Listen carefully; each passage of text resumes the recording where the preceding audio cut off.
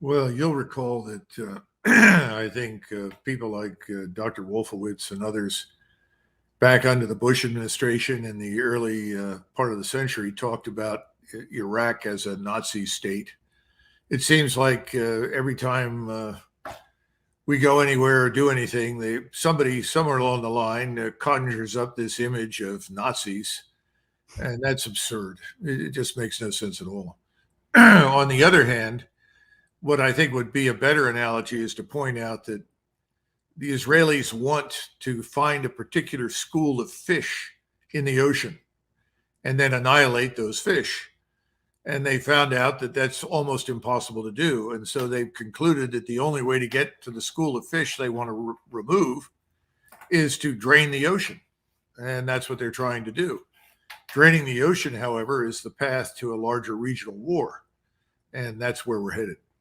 And we're going to talk in just a second about an article you have in the American Conservative Magazine just out today, which is a brilliant piece. I've recommended reading for everybody. In the opening part, you interview or you give a quote from Professor Omer Bartov, who we actually had on the show last week, and he said something on our show that directly relates to what you just said. The truth is that it's not clear entirely that they can destroy Hamas militarily. I think that ultimately, if they are to remove Hamas from the Gaza Strip as the hegemon, it would not simply be a military operation. It would have to be by some kind of political international agreement. Otherwise, it can become what Lebanon became from Israel, where it ended up staying for 20 years, taking many losses, and then leaving. You know, that's the whole thing about trying to get the fish. You can't get the fish without killing the bad fish, without killing all the fish that's in there. And if you drain the water, then all the fish are get killed. But unless you're going to annihilate the population, you're not going to just get those fish, at least not by trying to just drain the water and kill everybody. And I think that's I don't think that Israel seems to be concerned about that. Well, Professor Bartov is a very brilliant historian. He knows the historical record well. And as a result, he's acutely sensitive to the problem. The issue, though, is as follows. I think the Israelis understand those things, but I think they've decided this is the time in the history of Israel to effectively remove the Arab population from Gaza. It's very straightforward. They don't expect to successfully root out and kill all of the Hamas fighters. If they do, that's fine. I don't think they believe that they're going to be successful in extricating all of the hostages.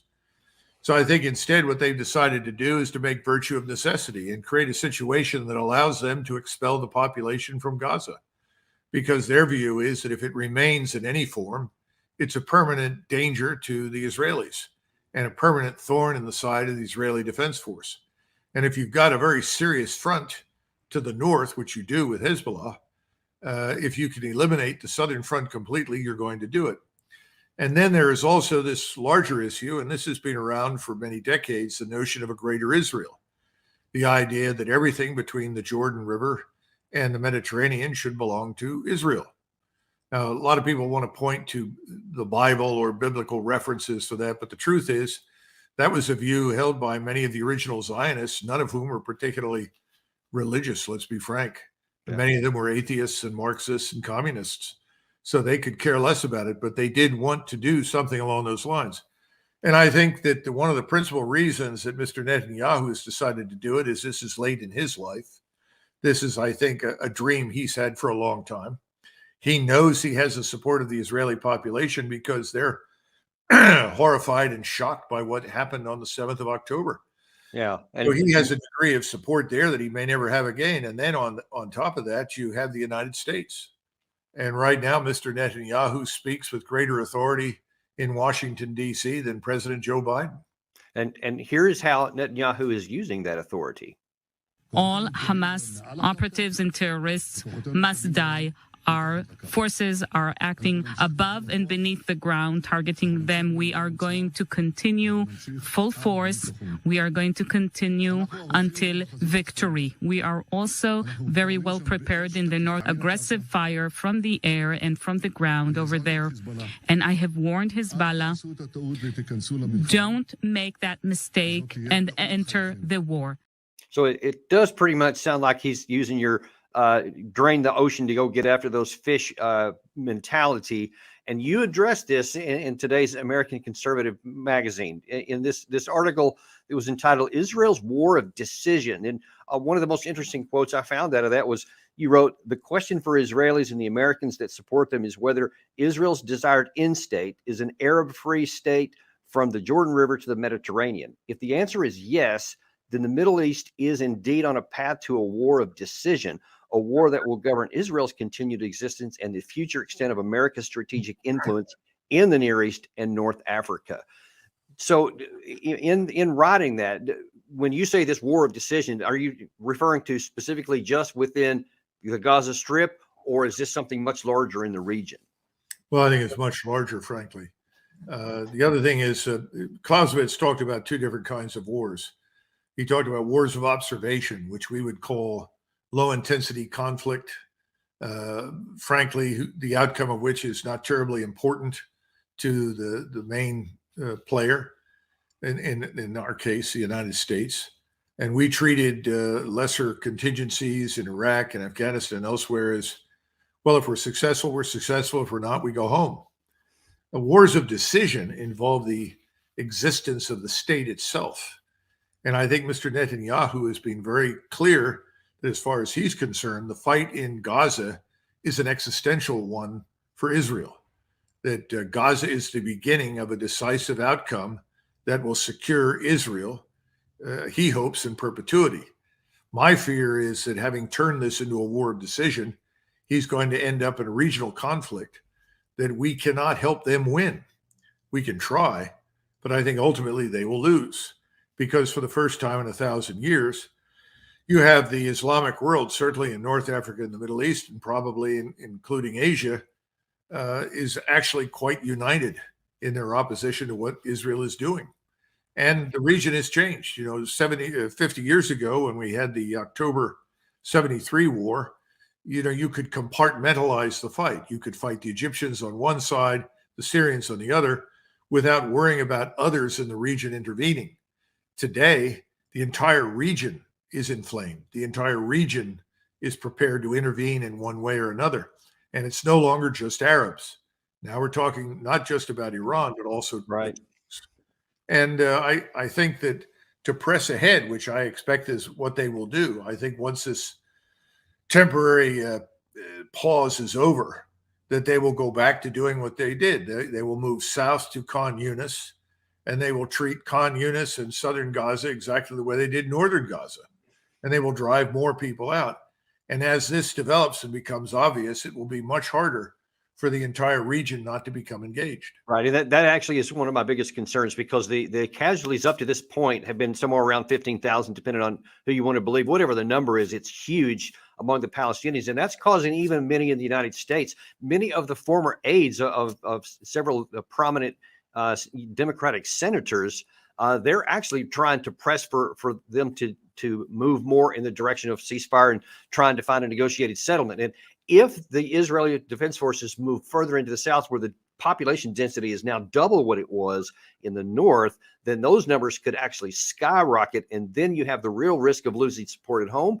And then perhaps, and I don't know whether it's Hezbollah, whether it's Turkey, or even somebody right now who doesn't even want to come into the fight. It seems like the pressure will be much greater on the Arabs to do something.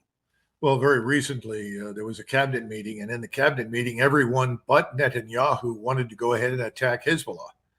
And he very prudently intervened and said, no, we don't want to bring Hezbollah into this war. The problem is what we've just discussed, what you just outlined, will bring Hezbollah into the war.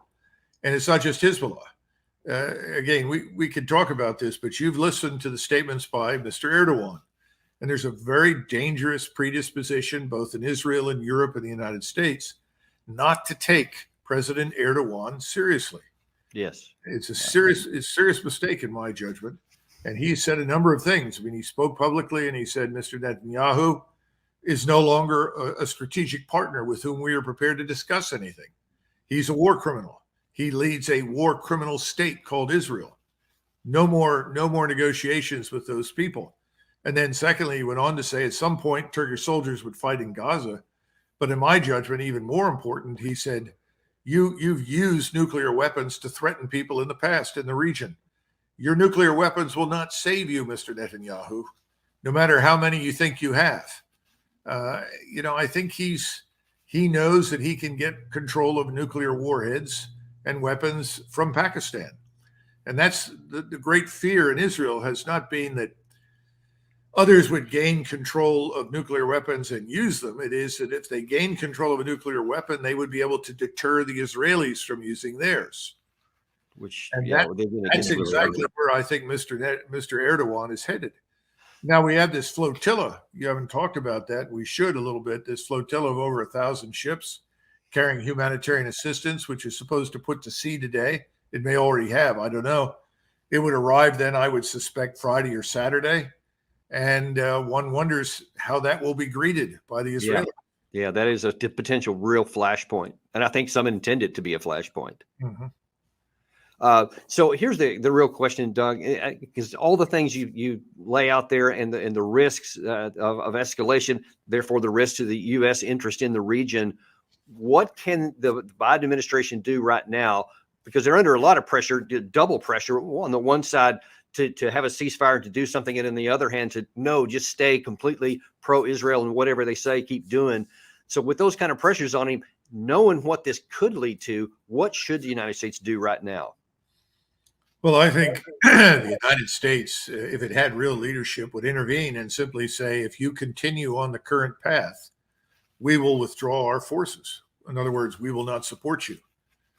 What we want is a ceasefire. I don't care whether or not it suits your interests, but if you're going to pursue this strategy of mass expulsion and potentially murder, then we can't support you. And I think it's pretty clear. You and I are part of a generation of Americans who grew up in an environment where we were acutely sensitive to the Jewish Holocaust of the Second World War. Right. And many of us, I know this was strong with me and my family, felt that 6 million Jews had been the down payment on the state of Israel, and that we had an interest, a moral interest in helping Israel survive. We were not going to allow it to be destroyed, right, the population murdered, enslaved, driven into the sea. That's not true with the people that have followed us, Dan. The generation that's coming up does not feel that way as we once did. And it becomes increasingly difficult to persuade them to feel that way when they see the Israelis, frankly, behaving the way they have towards the Arabs. And let's be frank, not every Israeli thinks the Arabs are subhuman, but they very definitely are frequently viewed that way and treated that way. And the Arabs have had it. They're not going to put up with it any longer. And they have the numbers. But also, again, there are now people who are not Arabs, the Turks in particular, and the Iranians, who are willing to help. And behind them stand the Russians, and more distantly, the Chinese. Their interests are a little different. In other words, the Chinese don't want the Straits of Hormuz to be closed. Right. They're dependent upon the oil and the gas. They want to do business with the Iranians. They're trying to build this Belt and Road. The Russians, they're looking at it from the standpoint of the Americans, constitute in their mind a lunatic state, that wherever we go, we cause misery and destruction. Certainly for them, yeah. And so the Russian view is that we can't let them do that to the region, to the Middle East. I mean, some of your viewers will remember when Syria was being destroyed in the Civil War, Putin said, what has to happen to satisfy America? Does every single building and every single Syrian have to die? Does everything have to be destroyed to satisfy American strategic interests? Remember, we were supporting people that you and I, on any normal day, would have shot without hesitation, Right. ISIS-like characters. We were supporting them against Mr. Assad. And this was in part because the Israelis insisted that Assad was bad. But the truth is, there were many people in Israel and many in the West that said, well, you may not like Assad, but he maintains a degree of stability over there, which is useful. I remember Edward Luttwak, who was shocked when the Israelis and the Americans demanded that Assad withdraw all the Syrian forces from Lebanon. He said, don't you understand what you're doing? You pull those forces out, who will keep order? Who will keep a lid on the chaos? Well, nobody cared. And the Syrian civil war erupted, and God knows how many people have died over there and how terrible it's been, certainly on the scale of the Spanish Civil War. So I think the Russians are taking the position, if we have to support Turkey and if we have to support Iran in the event that we, the Americans, unwittingly follow the Israeli lead and widen this region, then we will do so. They have to be stopped. Yeah, and that's what worries me. This thing could really just blow out of hand. I think too many people, Doug, believe what you said, that whether it's Erdogan or Hezbollah or Iran, they're going to be deterred. Ultimately, Israel can do whatever it wants, and this will go back to some kind of pacifist issue, and we'll just get it off the front legs. And I think that's a bad gamble, not just even a hope to base your policies on, which it seems we're doing. Unfortunately, that's not the only bad place I think where we have some problematic policy towards our own interest, and that is in the Russia-Ukraine war. And in the remainder of the time we have here, I want to jump over to that because, well, I think we have some bad precedents of where we're even going right now. And we had the Secretary of State the other day said, in this circumstance that after this failed offensive, after Ukraine has almost utilized all of their manpower, now they're going down to 18-year-old kids, after they have lost, so much of the armored vehicles, and they don't even, now they're running low on air defense missiles, and we're running low on the ability to restock it. And in the light of all that, you have Secretary of State saying this. To put Ukraine on a solid foundation for the next year, we must help Ukraine do 4 things at once. First, keep fighting to win back its territory. Second, build a world-class military force to ensure maximum deterrence for the long term and make clear to President Putin that he cannot and will not outlast Ukraine, and he cannot and will not outlast all of Ukraine's supporters. Third, kickstart economic recovery and growth and bring more hope, more opportunity to the Ukrainian people. And fourth, accelerate the reform process to speed Ukraine's path to the European Union and to attract investment. Doug, this is, I have to give my wife credit on this one. Francis the other day said, this sounds something more like the unicorn strategy. It would be great if this was the truth. And yet he's actually pinning us to that, but there's no foundation for it, is there? Well, actually, I thought he was going to mention to put Ukrainian astronauts on the moon in the near future. I mean, it's about as ridiculous. It's absurd. It's insane. It has no chance of happening. And Russians are capturing 70-year-old men. The Russians are capturing 13, 14, 15-year-old boys. The Russians are now finding women dead on the battlefield. Yeah, I saw that. This is insane. This war is lost. Now, there's a battle happening in Avdiivka right now, as you know. That's turning into a bloodbath for the Ukrainians, but it's also turned into a rough fight for the Russians because many of the fortifications the Russians are attacking were built over many years. So it has not been an easy nut to crack. But it's going to turn out badly for Ukraine. And the question is, will any of these general officers in the Ukrainian army step forward and say, that's it, enough's enough? And someone asked me the other day, do you think there are any Ukrainian patriots in uniform that will do that? And I said, I don't know. It's incomprehensible to me because Ukraine never had a chance to win this thing. And the notion of building a world-class military, it takes decades to build that sort of force. You literally wrote the book on that one. Several of them, actually. So anyhow, he's a fool, and he's making fools out of us, and he's helping to sacrifice millions of lives for nothing.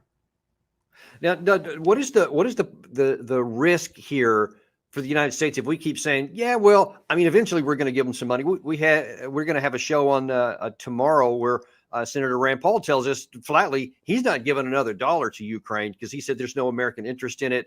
And he listed a bunch of other reasons, but he's not the only one. So it's not at all clear that there's going to be more money, or if it is, it's probably going to be a lot less than what anybody's hoping. But it's in no way going to be enough to turn the tide at any point in the foreseeable future, not the least of which because they won't have the manpower to use that if they get it. That being the case, where is this war going to go? Can it stay a stalemate like many in Washington want, or is there a risk that at some point the Ukraine army buckles? Well, I think the Ukrainian army is buckling. That's happening. There's no question about it. The issue is on the Russian side. The Russians have the initiative now, Dan. And today, Putin made a statement. I say today, I received it this morning. It may have happened yesterday. I don't know. In which he said that there was no point in talking to Washington until after the election. So the Russians have written off the Biden administration, have no intention of holding discussions or talks with them at all. So I think the Russians are looking to Europe, wondering whether or not someone with character and intelligence will emerge in Berlin or Paris or somewhere else to step forward and say, we're going to take ownership of this disaster. We're going to help stop it and chart a path to peace. I don't think that's going to happen. I just don't. I wish it would, but we're a long way from that. I think we're going to have to see some changes in the governments, and the Europeans have been very slow to do that. Now, what does that mean? I think the Russians are going to hold what they have. They have, I'm told, already put together a series of terms, and I think they're going to want to control everything from Odessa to Kharkov.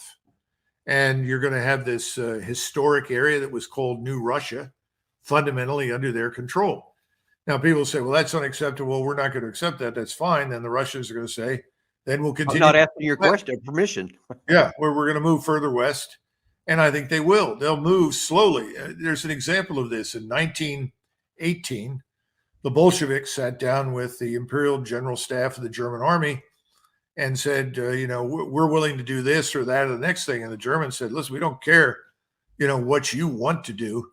This is a line. It was called Brest-Litovsk. We're drawing this line.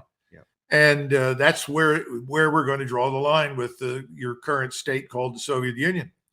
Bolsheviks said, well, we don't care. We're not going to go along with this. Well, next thing that happened was that General Max Hoffman got on the phone, called up and said, they don't want to do business. So 400,000 German troops began moving towards Moscow. Well, within 24 hours, Lenin said, sign anything they ask you to. End this. We won't survive this. And he was right. And I think something like that will eventually happen with the Ukrainians because the Russians are going to do what the Germans did. The difference, of course, is the Russians aren't fighting on a second or third front against other enemies. They've only got one front. That front's in Ukraine. They can manage that very effectively. And so they're going to get whatever they want, whether we like it or not. We should be interested in the humanitarian dimension. We don't seem to be interested in that. They don't need any more weapons. They don't need any more bullets. They need an end to this disaster. Right. We can rescue what's left of the Ukrainian nation. And I don't know how much is left, Dan. You see, and that's my just anguishing frustration is that fundamentally, as we talk about literally every time we get on the air here, or you and I talk on the phone or whatever, it is clear there is no military fundamental that should give anyone any kind of rational hope that Ukraine could win the war on the battlefield. There's none, not even a little bit. Therefore, at the end of this is already ordained, and Russia clearly appears willing to pay a large price for it, both in manpower and personnel and equipment and everything else. But they have it, and they're going to pay it. That should be now clear to everyone. The difference is that if a negotiation was made today, if whether Biden said, hey, Zelensky, we're going to give you about a third of what you're asking for, and there ain't any more coming, you need to negotiate. Or if Zelensky on his own came to that conclusion and recognized they could make a negotiation and probably get most of what they currently have right now. But if they don't, if they continue bullheadedly saying, no, we're going to try to go against reality, then I think what you described is probably the most likely outcome, which is that they could lose substantially more territory, and then they'll be given terms. They won't even get to negotiate. That's my worry, that thousands more people could die for no reason to their own country. Well, you know that no one in Washington is going to stand up and admit that they were wrong about anything. Yeah, we do have precedent with the administration. Yeah. All the underlying assumptions were wrong. Russia is weak. No, Russia's not weak. If we put enough pressure on the Russians, they'll overthrow this man, Putin. Nonsense. He's stronger now than he's ever been. The Russian economy is performing brilliantly, much better than our Western economies. It's amazing. And the Russian military that began this process was always too small for the kind of war that presented itself to the Russians. But again, remember, the Russians didn't expect us to react the way we did. They actually thought we were going to negotiate with them and wanted to avoid a war. When they finally figured out that wasn't the case, it took them 6 to 7 months to build up their force. Today, they are more powerful and more capable than they have been since the 1980s. It's an excellent force. Yeah. But again, they don't want to invade Eastern Europe. This is the big myth. Right. Just on talking to some Germans, and they pointed out that the German defense minister says, we Germans now have to prepare for war. So we're going to have to spend lots of money to rebuild the old army. And I said, well, first of all, you don't want the old army because that's the wrong answer for the future. But secondly, where's the evidence? I mean, if the Russians wanted to march west, they'd already be doing it. And they're not doing it. They don't want to march west. They want to return to some degree of normalcy to do business. We are the ones that are preventing it. And we're telling Zelensky, well, we would like you to take ownership of the disaster. I'm sure Zelensky says, well, listen, you told me that you would guarantee victory. And now you want me to stand up and take the blame for everything that's wrong when everything that's happened is because of you. Ultimately, I think he'll board a plane and fly somewhere if he survives. And as I've said before to other people, I think he'll end up with a nice pick in his skull at some point anyway. But in the meantime, what happens to the Ukrainian people? Nobody seems to give a damn about that. I know. I don't understand it. It's incomprehensible to me. Yeah, this idea that no, we care about free and all this, and we're going to help them win. That's an aspiration. That's a unicorn. If we could just do what we want to do, no matter what the realities, it would be cool. But the realities are there. There's no unicorn, and you're condemning people to die in pursuit of something that's militarily unattainable. And that is, I just still can't get my head wrapped around that, because there should be more people that understand what you have been talking about. But I don't know if they don't know, or if they don't care, which might be worse than not knowing. But either way, it's bad for Ukraine. It's bad for the United States. Well, we're going to have to leave it there for right now, Doug. There's so much more we can talk about. And unfortunately, neither one of these topics are going away anytime soon. We're going to continue asking you to come on and, share with us what the U.S. could do in each of these phases as we get further in to try and cut off the bleeding. Well, give my best to Senator Rand Paul. And remember, he's one of the few voices of sanity on the Hill who from the very beginning warned against all this. He's in the position of having been right. No one's going to give him credit for it in the Senate, obviously, because they're all warmongers and they're all on the payroll of various warmongers. That's the problem in Washington. Washington is, to paraphrase Ralph Nader, he used to say it's corporate occupied territory.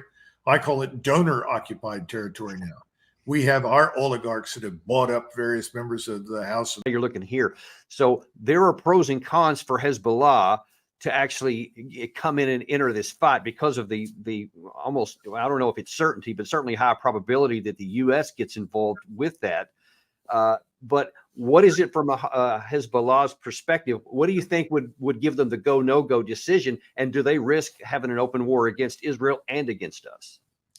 Oh, I think so. I think, first of all, remember, Hezbollah is operating on its own turf. We don't know to what extent they have air defense technology that can neutralize or damage our aircraft. We just don't know. We do know that the Russians in Syria absolutely have air defense technology that can do serious damage to us. So that's an unknown at this point, but that's part of the operational picture. I don't think there's any question but what Hezbollah will enter. And I think the Israelis will be hard-pressed to deal with them while simultaneously trying to clear things in the south. And then keep something else in mind. Remember that the Israelis themselves created this Hamas mess. They stood it up and they bolstered it over time on the assumption that they were splitting the Palestinian opposition in a way that served Israeli interests. Israel's not unique in this. All powers at one time or another have done these kinds of things. But now I think it's backfired very badly. Hamas is no longer the Lone Ranger, and I would expect a serious uprising on the West Bank against the Israeli presence there, as well as fighting in Hamas and fighting against Hezbollah. Yeah, that's my concern, is that if Hezbollah does come in and now then the Israeli Defense Forces actually have an actual two-front war, is then if this so-called axis of resistance actually stands up and it comes in from the West Bank as well as Americans. I've been Iraq and Syria potentially coming under fire from a lot of these groups. I mean, this could get messy really fast. Well, remember, the Egyptians have already committed 3 or 4 divisions from their army to the border with Gaza. Actually, I didn't know that. I'm told that they're going to move as many as 300,000 troops to the border. Now, that may not seem significant because people will assume, well, they're there to keep the Gazans from pouring into Sinai.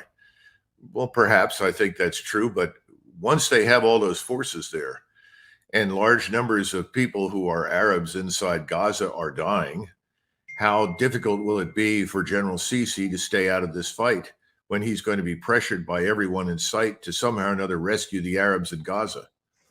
And that's just the beginning. We haven't even talked about Jordan. I would be surprised if the king of Jordan can hold his kingdom together very easily because more than half of his population is now Palestinian. So this thing just gets worse the more you look at it. And then, of course, you have the Iranians in the distance, who I think will only operate through their militias. I don't think that they will lob theater ballistic missiles at Israel, because I think they reasonably expect the Israelis to respond to that with a nuclear weapon. Now, if the Israelis use a nuclear weapon, I think they will be in serious trouble, because I think the whole world will desert them at that point. So then you think that if this axis of resistance kicks up, Hezbollah comes in, et cetera, but you think that Iran per se will try to stay out of the fray? Yeah, I think directly they will initially. The Turks are the open question right now. We know that they are preparing for the contingency of fighting against Israel and us. And you and I talked years ago about all of these films being marketed in Turkey that were breeding hatred for the United States, that talked about Turkish forces resisting the U.S. military in Iraq. Well, this is fertile ground for serious trouble with the Turks. And the Turks are unlike anybody else in the region. Once they commit, if they go to war, they're all in until the bottom is reached in the fight. They will fight like hell. It will not end easily. It won't end quickly, and it may not end at all. It may drag on for a long time. So how do you keep the Turks out, especially when, we shot down one of their drones recently? The Turks would like us out of northern Syria. We've insisted on staying there. We have 1,000 men up there. I would like to see them, extricated as opposed to being sacrificed pointlessly. And then, of course, you have the Turks at sea. And then we have to add in the Russian variable, because the Russians have told the Turks, the Egyptians, and others who are interested in delivering humanitarian aid to Gaza across the beach that they will escort their vessels. So now you have a potential confrontation rearing its head with the Russians. And the Russians, of course, are not going to sit there quietly if Iran is suddenly attacked. One of the most dangerous things that I've heard recently from the Hill is people are saying, well, now's the time to do in Iran. This is insane. And again, we don't understand. And this, you and I have been over this before. We're not what we were in 1991. Right. Demographically, we're not the same nation. And the potential for trouble inside the country, in our own country, is enormous. Now, let me ask you this, Doug, because we're going to talk about President Biden's speech in just a minute and what that portends for us. But what you're describing here, I know a lot of people are probably listening to this and they're thinking, oh, that's fantastical. All those things aren't going to happen. But you and I have also talked about this a number of times over the years, that when a real war gets kicked off, oftentimes it takes on a life of its own. And all these things you're talking about are not only theoretically possible, but many of them can seem, in my view anyway, could be actually probable. I wonder if, before we shift over to the strategic and Biden, what do you think that America can do in this volatile situation to prevent it from going out of control? I think the first thing is that I would urge the Israelis not to go into Gaza at this point. They've killed, I think, by recent tally, 3,000 people inside Gaza, at least that many. They killed 1,500 of the Hamas fighters that crossed into Israel, which is good news, of course. But the Israelis want blood, and they think that they have the chance to permanently eradicate Hamas.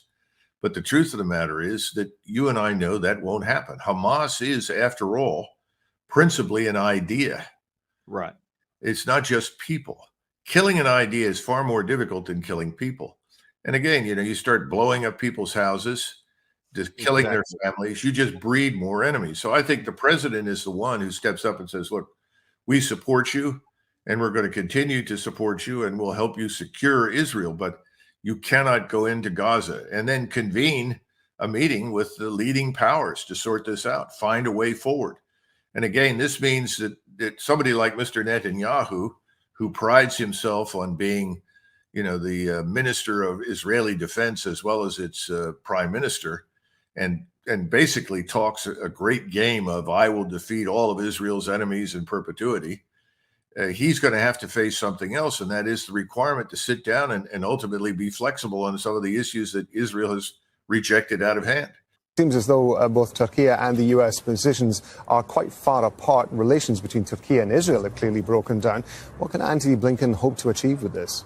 Indeed, Turkish and Americans' positions are more and more divergent. So just in minutes, we're expecting the Secretary of State, Antony Blinken, to arrive in the building, Ministry of Foreign Affairs of Turkey, right behind me, and the meeting is expected to start in minutes with his Turkish counterpart. But yes, the positions of the both countries are extremely different. But there is another side of story today that's happening in Ankara today. So it is the cold treatment from Turks toward the Secretary of State, Antony Blinken. Just after midnight, he has landed in Ankara, and there was not any high-level Turkish diplomat receiving him at the airport. And today, we have been informed that there's not going to be a joint presser after the meeting. And there is not going to be a meeting between President Erdogan and Antony Blinken as well. So all of these are telling us something. Telling us something. I think one of the first things it's telling us is that the United States has a real problem with its diplomatic power, because this is kind of a repeat of what happened with Mohammed bin Salman in Saudi Arabia a couple of weeks ago, when Blinken went there and he was made to wait for like many hours because bin Salman was busy, didn't want to bother with him. And the disregard that he showed for Blinken, therefore the United States is on display a lot here. And we're starting to see that more often, that our senior officials are viewed with almost contempt by even some of our allies. As you know, Turkey's been on a path that diverges pretty sharply from the West for at least the last 20 years, maybe longer. Mr. Erdogan has simply made something clear to everyone that may not have understood it in the past, and that is that Turkey is an Islamic state. And he has restored Islam's central position in Turkish society. That brand of Islam is Sunni Islam with a Turkish flavor. And remember that Mr. Erdogan is the leader of the Muslim Brotherhood, not only in the region, but also in the United States and Canada.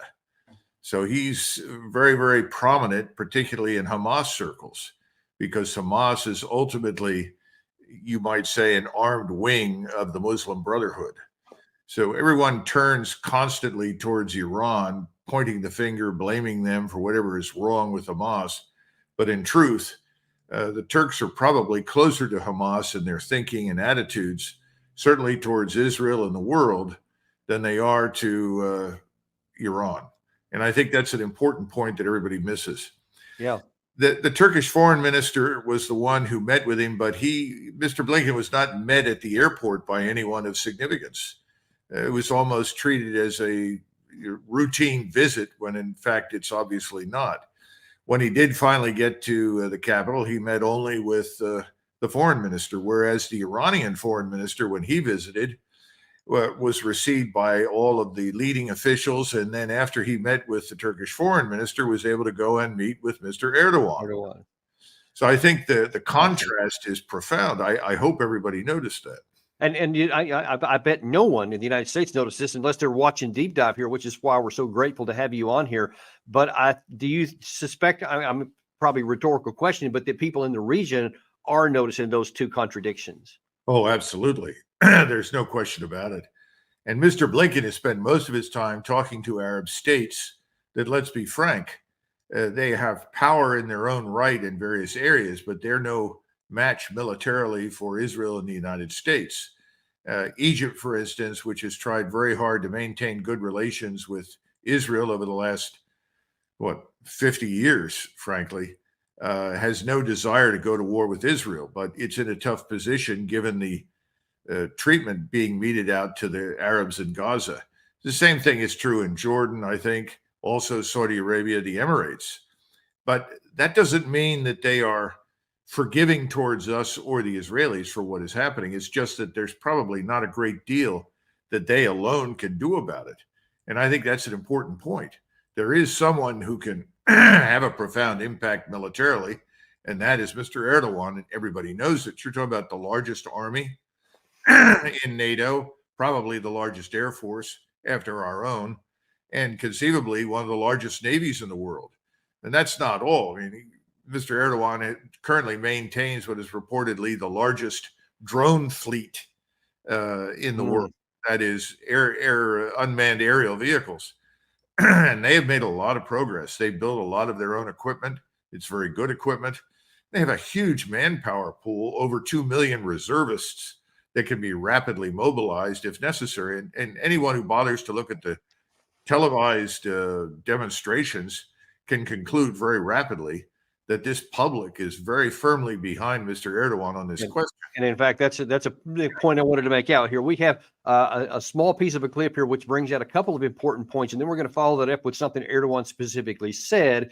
And I want you to help us interpret that. First of all, Gary, show that first clip there.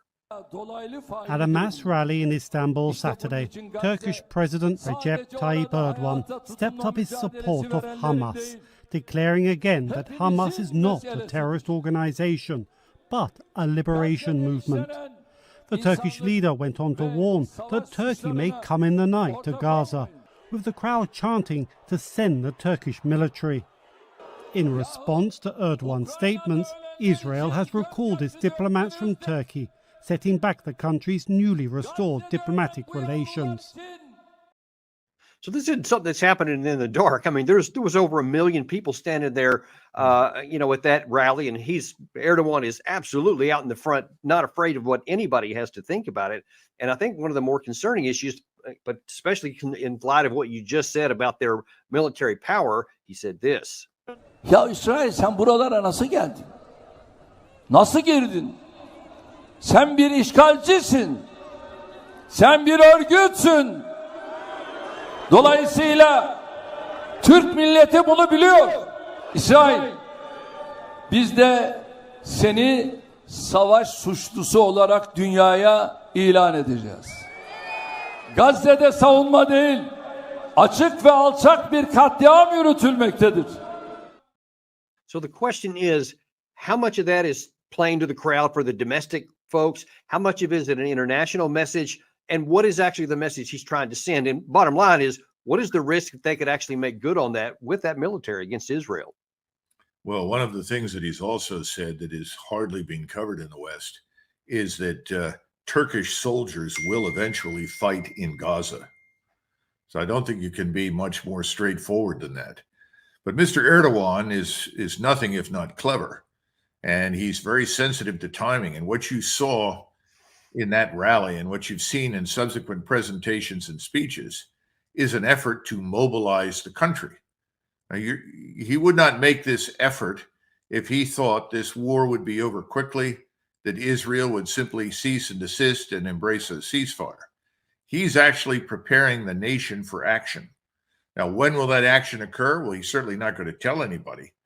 But I'm quite certain that it, particularly in view of the recent celebration of the 100th anniversary of the Republic, where he paraded 100 naval combatants through the Bosporus in front of the world and has made it very clear over and over and over again that he has great confidence in the military power at his disposal. It's going to happen. The question is timing. And I would argue the same thing is probably true for Iran, although I think Iran is far more reluctant to become involved because Iran fears us and what it can do to its infrastructure, which is ultimately more fragile than Turkey's. Right. But still, he's quite serious, and it would be a mistake to dismiss him. I listened to someone quite recently in Washington who told me, oh, he's a blowhard. He said these things before. Nothing's going to happen.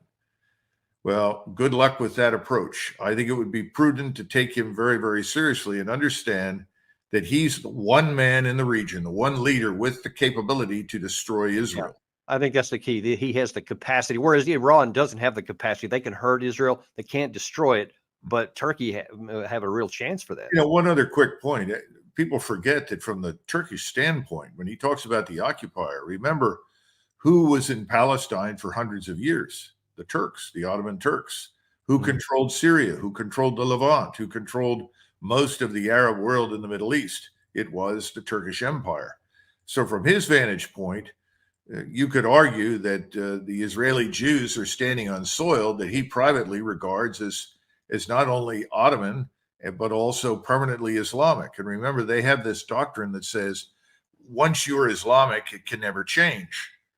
So you put all of these things together, and it would be a mistake not to take him seriously.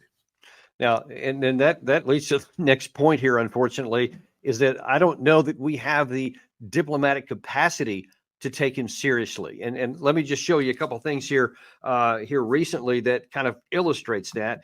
Is first of all, just a few days ago, in terms of what the United States can do and how much influence they have over even our allies, John Kirby had this to say. Does the United States support the goal of destroying Hamas?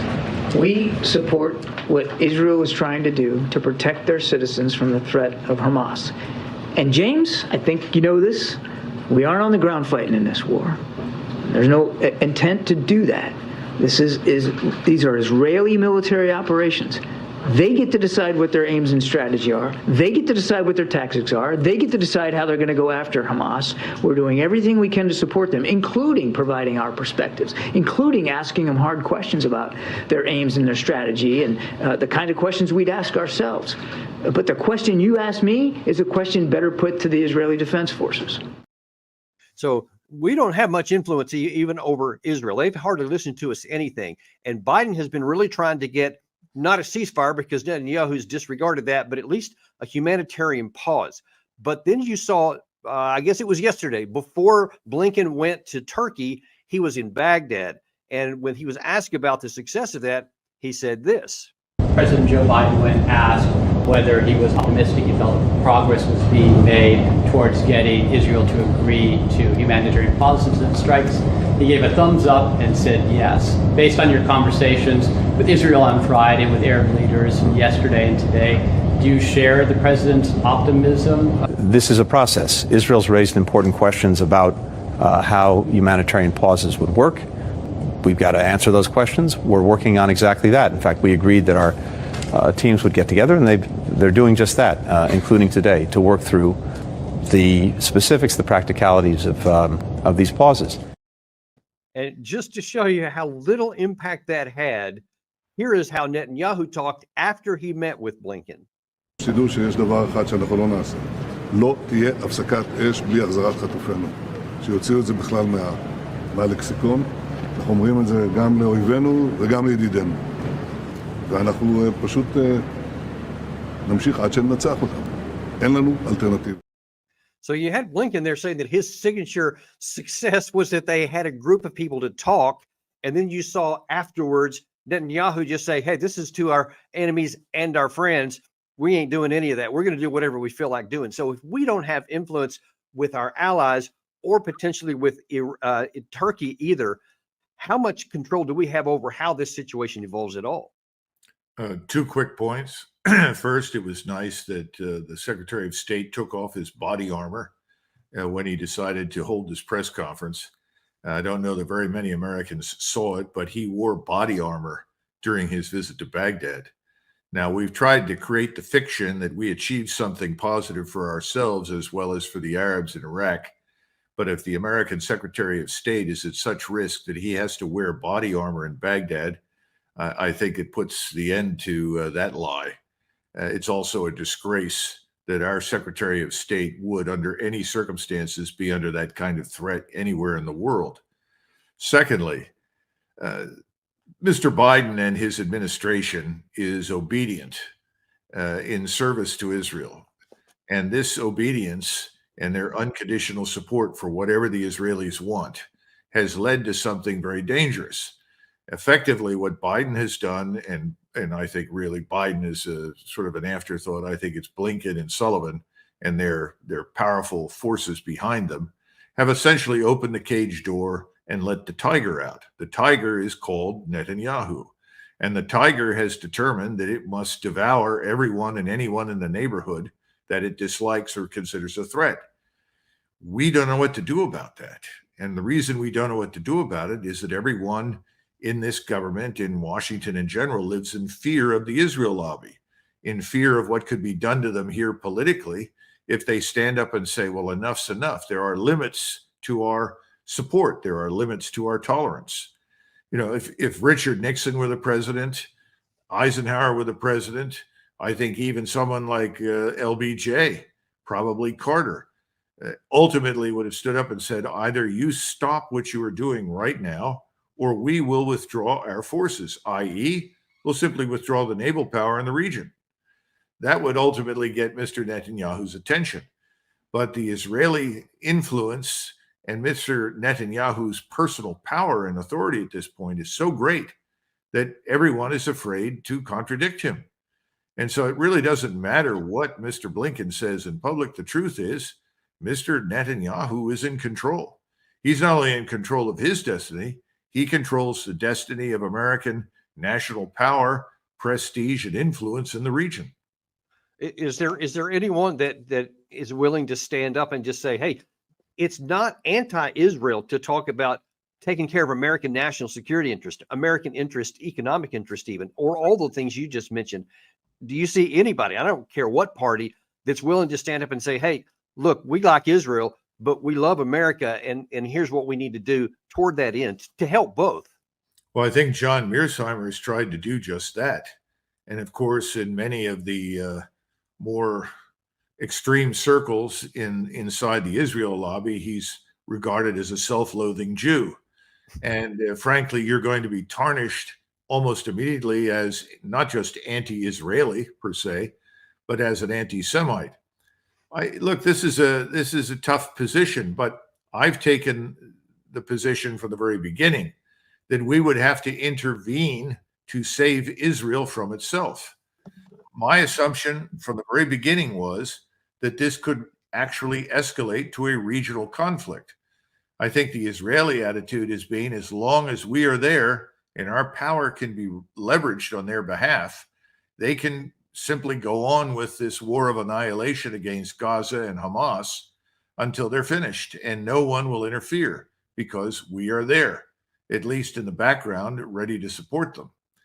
That puts us in the uncomfortable position of supporting something we say we oppose. Some of you may remember that we attacked the Serbs, in my judgment, on shaky grounds, frankly, but we said that the Serbs were guilty of ethnic cleansing, of driving out the Albanians. In truth, none of the Albanians were driven out until we started to bomb. But the point is, we have always taken a position that that's unacceptable. But we've decided now this is acceptable if the Israelis do it. Now, in fairness to the Israelis, and they do deserve to hear this, when Mr. Begin and Mr. Sadat, or President Sadat, met during the Camp David Accords discussions, Menachem Begin actually offered Gaza to Anwar Sadat and said, look, we'll give it to you. You take it over. You maintain order and control. And Sadat refused, flat out, not on your life, out of the question. Well, they still reached an agreement. But the point then and the point now is the same. No one in the Muslim world wants vast numbers of Palestinians streaming into their country. Now, they have various reasons for that. They think their societies are fragile. The sudden arrival of these people could be disruptive and destabilizing. Of course, I feel the same way about my country and illegal immigration that is right now sanctioned by the administration. They don't seem to care about our borders and who comes in.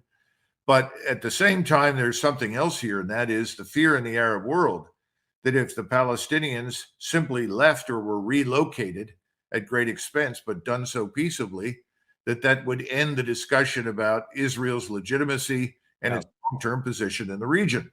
And there would be no more two-state solution. That wouldn't even be a fantasy. It would just be eliminated. And, the Palestinians have been useful instruments in the Arab world with which to beat the Israelis over the head about this sort of thing. No one has had a solution. Now there is a solution. It's Mr. Netanyahu's solution, and his goal, and the goal of the people that support him, is to essentially cleanse the area between the Jordan River and the Mediterranean. This is just the first big bite, and I think in their minds, they believe that if they can succeed in Gaza, annihilate Hamas, destroy Gaza, drive out the people that live there, this will be an object lesson. And it will be much easier to induce the people on the West Bank to get out, thereby creating what they think is the biblical Israel. In other words, the pre-modern Israel. Now, that's another point of debate. So let me ask you this, though. From a military perspective, is it even a viable military task? Well, is it a political task to give the military to say, destroy Hamas and bring peace to Israel? Can you even physically kill all Hamas without killing all the people and have peace the result at the end of that? Well, in Warsaw, in January of 1945, I think that's about right. The Nazis went in and crushed the Warsaw Uprising by the Poles. And the Poles were very stupid. All they had to do was wait for a few months, and the Soviets would have been there, and then they might have had a chance at defending themselves against the Soviets. Instead, they decided to fight the Germans, who were ultimately on the way out, and the Germans annihilated them. So, do I think it could be done? Yes, the IDF could do to Gaza what was done to Warsaw. And the population there could be dramatically reduced, perhaps not entirely killed or destroyed, but certainly substantially reduced and driven out. That is attainable. The point again is, who are the key actors in all of this? What if Mr. Erdogan finally says, that's it? You know, you've crossed the Rubicon. You're over the red line. We are now going to act. We are obligated as Muslims to act against you. And in the meantime, he receives assurances from the Saudis and the Emirates, we will support you, because remember, his economy is not especially robust. It needs support. He gets a lot of money from Qatar. If he's promised enough funding from all of the actors in the region, the key ones like Saudi Arabia and the Emirates, then he can move. At the same time, he is probably going to turn around to Iran and say, are you going to join me in this? And I think the Turks attack, the Iranians probably will. It's not because they want to, but they'll see that there's really no alternative. This is the problem from the very beginning for Israel. Israel's enemies continue to multiply. And we don't even need to talk that's about actually the issue. This is not, too many people view any question about what we're doing to support Israel as being anti-Israel. And I argue that the things you're talking about right here is the best thing for Israel. This is the best chance to actually protect them by reining in their worst impulses, because if you actually could bring a Sunni Muslim and a Shia Muslim country together in opposition to Israel, I mean, that's almost mind-blowing that that's even possible. Well, remember that the conventional wisdom says I'm wrong. You know, conventional wisdom inside the Beltway is, oh, forget that. That's not going to happen. Nothing like that will happen. This will just simmer down and quiet down, and eventually this will go away. But listen carefully to Mr. Netanyahu's words. Everybody listen to the Shiite leader on Friday. Right. Listen to what Mr. Erdogan said in that, or Mr. Netanyahu said in that recent interview that you flashed across the screen. He said, we have no alternative. Either we do this or we're in trouble. In other words, for him, this is an existential fight.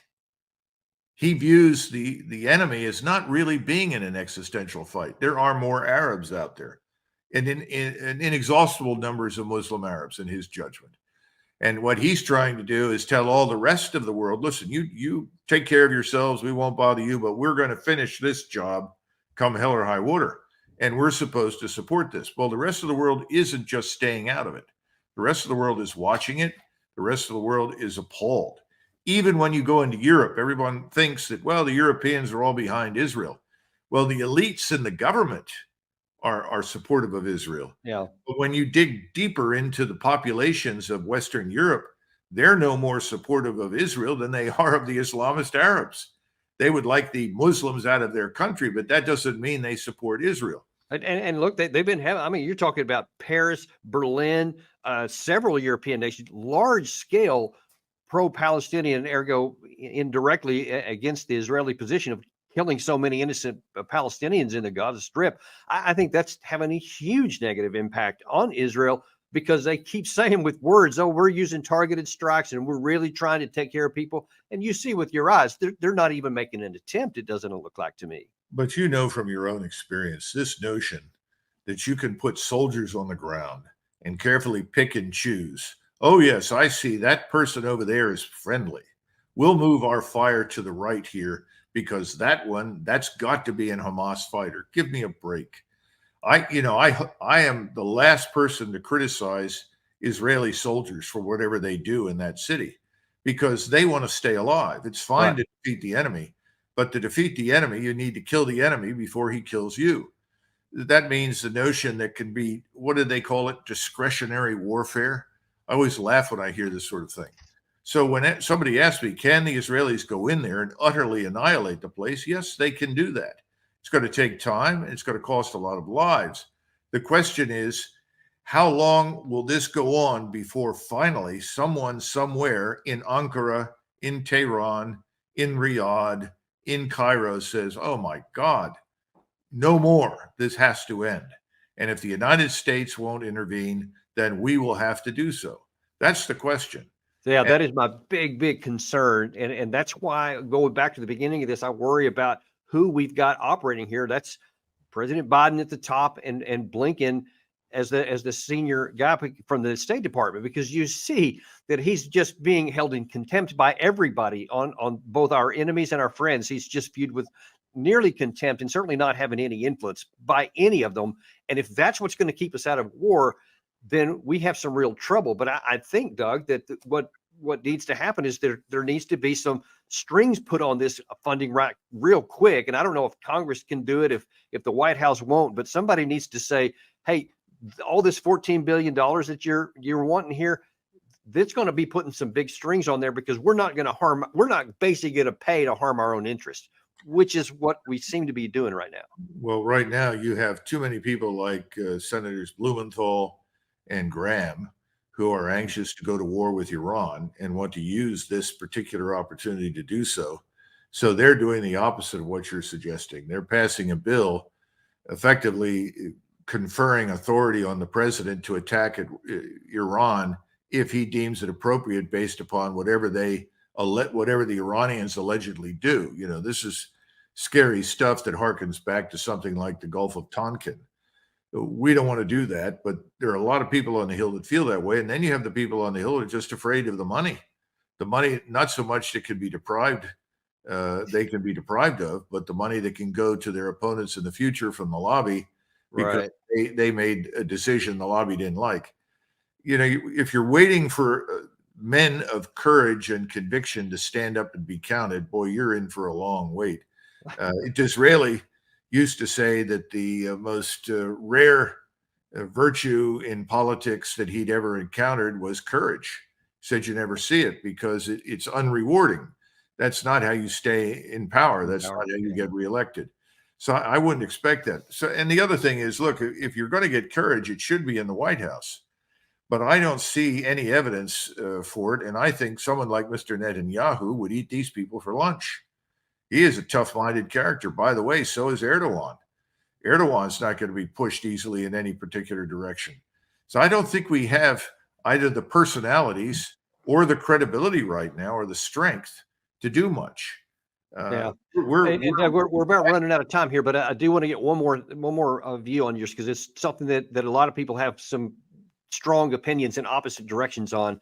I have been on a number of shows here recently where I've been advocating that we get our troops in Iraq and in Syria out, because all they are is vulnerability for these,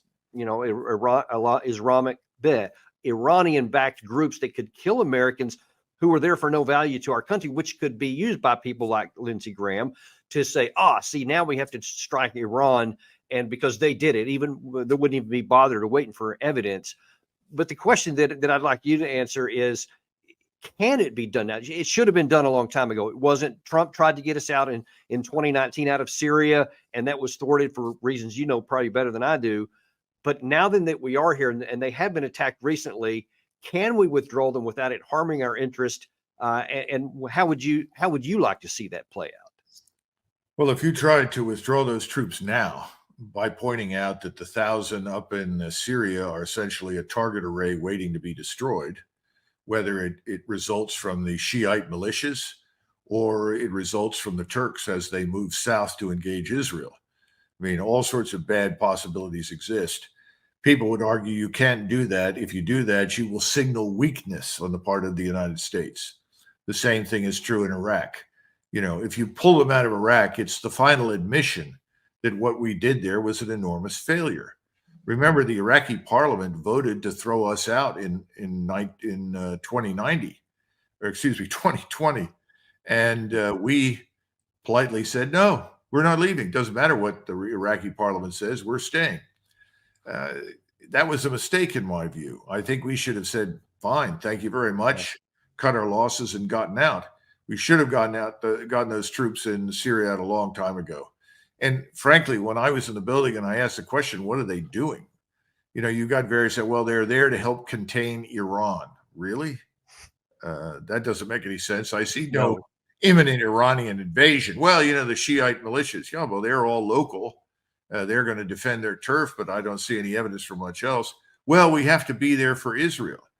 And, my experience with the Israelis at the time was that if somebody moved the wrong way, said the wrong thing, did anything in Syria, they'd know about it, didn't need our help. Didn't need our help, right? And the Russians at that point, when they were accommodating the Israelis, made it possible for the Israelis to strike whatever Iranian-related targets they found in Syria that they thought were dangerous. Well, they destroyed their relationship with Russia. That's over, which is another subject, which is also, in my judgment, dangerous for Israel. They actually were very smart diplomatically in the way they were handling Russia and the United States. So now they've got one friend left, really, who counts, and that's us. And we don't seem to be able to do what I think a friend should do, which is tell them, this far and no further.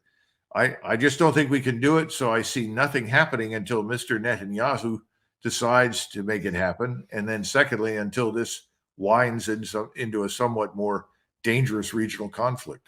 That's exactly what I fear the most. And Doug, we're gonna have to leave it there. We're out of time. I'm so grateful. This has been one of the most enlightening shows that we've ever done here. It's really, really good. And I fear that there's much more. The Nazis taking most of what was in the West. Everyone said, well, that's impossible. How could that happen? Who saw that coming? Well, anybody who knew the history of the region and Europe knew that Germans and Russians could cooperate, and usually did, on a whole range of topics. So it shouldn't have come as a surprise, but it did. People were shocked. You have the same thing right now in the Middle East. The war between Israel and the Muslim Arabs in the region has never ended. Yeah. It's been ongoing since the Israeli state was founded. Now, the Israelis have enjoyed an advantage because their human capital came out of Europe. So you had a higher standard of education, more broadly, more technological talent and understanding of how to employ things and do things. That worked for a long time. Subsequently, we began providing them with an enormous infusion of technology, military and otherwise, to help them. So they were able to master the environment, effectively defeat whatever threats were there. At the same time, we had a series of presidents, beginning with Eisenhower and up through Nixon, who were always prepared, and actually I would argue even under George W. Bush, who were always prepared to set limits to what the Israelis could do with their superior military power. Right. And essentially saying this far and no further. There was when I was in Israel, I think this was in, I don't know if it was 2001, I think it probably was, the Israelis under Sharon made an incursion into Gaza. Mm-hmm. And they were bulldozing some houses. Well, the Israeli generals at the time urged Sharon not to do that, said this isn't going to help our case. Well, not long thereafter, you had George W. Bush on the phone and said, look, Ariel, this is unacceptable. You got to get out of there. This is going to produce more trouble than it's worth. So pull them out. So they did. That's gone completely. Yeah. I would say that now Washington is firmly under the control of Israel and its supporters in the United States. Absolutely. Yeah. To the point where support for the Israelis at this stage is effectively unconditional. So that's a big change. Yeah. That has to be kept in mind. And I think as a result, Mr. Netanyahu decided that this is a good time to strike at Gaza. The attack from Gaza essentially handed him an opportunity on a silver platter. Right. And we're beginning to find out that, yes, it was a terrible attack and terrible things were done, but not quite as it was originally described. That's right. 40 babies didn't have their heads chopped off. Everyone wasn't raped and so forth. So on. Now we're finding that it was a lot of friendly fire where inexperienced Israeli soldiers opened fire and accidentally killed Israeli citizens. That's a problem when you haven't seen a lot of action for a long time and you've acted largely as a policeman, not as a soldier. But the point is that he said, look, we're never going to get along with these people. Hamas is committed to our destruction, so we'll destroy them. Right. And you know from the beginning that you're never going to get all of those Hamas fighters. Right. Because they're a school of fish swimming in an ocean. So how do you get at the fish that you really want? You drain the ocean. They're draining the ocean in Gaza. They are herding, forcing, pushing, use whatever terminology you want, the population out of Gaza. And they are utterly destroying the infrastructure, the houses and the buildings, making it very clear to the population being driven out, you can't come back. There's nothing to come back to. Right. The only thing I can find that is in the modern era that approximates this was the German response to the Warsaw Uprising in 1944 between 1 August and 1 September. And the Germans went into the old city and crushed the opposition and effectively drove the population out. Long columns of thousands of Poles marching out of Warsaw. They killed as many of the opposition as they could, and what was left when it surrendered went to concentration camps, and that was the end of it. Yeah. Poland did not recover from that because when the Soviets arrived, they were actually very happy that whatever resistance to their arrival in government had been eliminated for them by the Nazis. But that's as close as I can come. And it worked. The Germans were successful. Now, it didn't do much for Germany. As I said, the principal beneficiaries were the communists. Now we're talking about something in Gaza, and the view in Israel is that the population is incorrigible.